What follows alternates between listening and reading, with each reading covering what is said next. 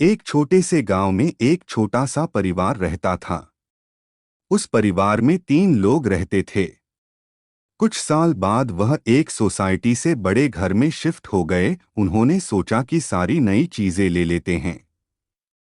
फिर वो लोग बाजार चले गए, उन्होंने सारी चीज खरीद ली और उनमें से उनकी सबसे प्यारी चीज शीशा था। फिर सब कुछ अच्छा चलता रहा। साथ में लड़की भी बड़ी होती जा रही थी। उसके माता पिता भी बूढ़े होते जा रहे थे। कुछ दिनों बाद लड़की की शादी तय कराई गई। उसके 1 महीने की बाद की शादी थी। फिर कुछ दिनों बाद उसके माता पिता की तबीयत खराब हो गई। फिर उसके कुछ दिनों बाद उसके माता पिता की मृत्यु हो गई।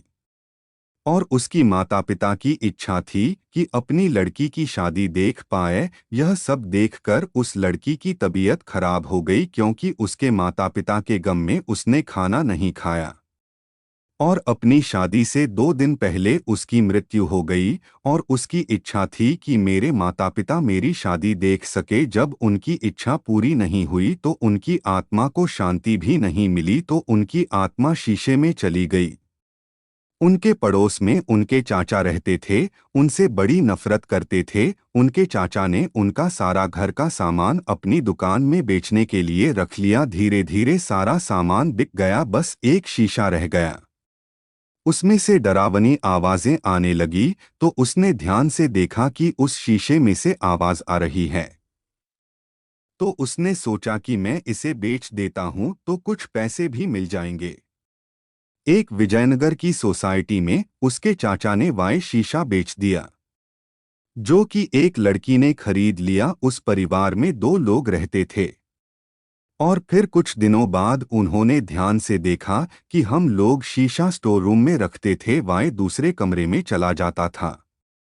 उसमें से डरावनी डरावनी आवाजें आती थी। अगले दिन उसके पति की मृत्यु हो गई। फिर घर में पंडित को बुलाया। उन्होंने बताया कि यह सब शीशे की वजह से हो रहा है।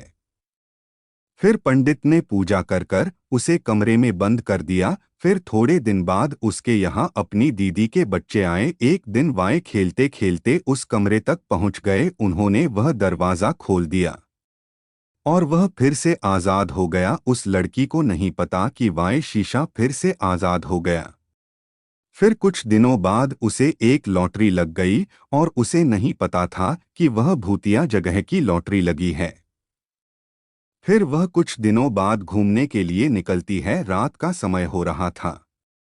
फिर बीच रास्ते में उसकी गाड़ी का टायर पंचर हो गया। वहां पर कोई दिखाई नहीं दे रहा था। वाई बहुत ज्यादा डर गई। उसे डरावनी आवाजें आने लगी। फिर उसने सामने देखा तो वाई शीशा धीरे धीरे उसके पास आ रहा था।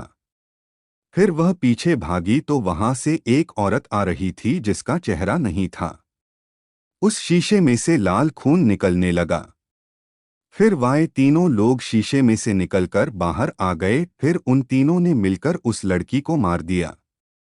जब भी उन लोगों को शांति नहीं मिली और आज भी उनकी आत्मा शीशे में है। वाई शीशा आज भी दुनिया में है और वाई लोगों को आज भी मार रहा है।